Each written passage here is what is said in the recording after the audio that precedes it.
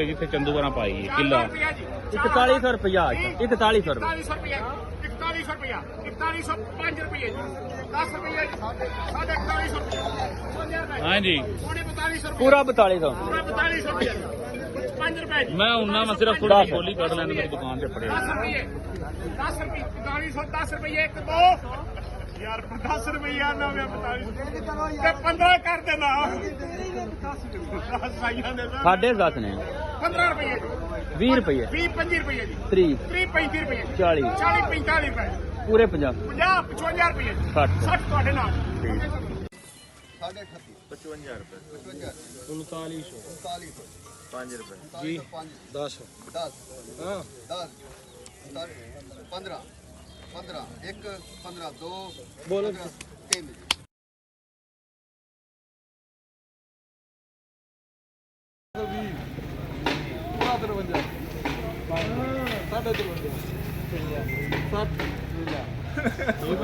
60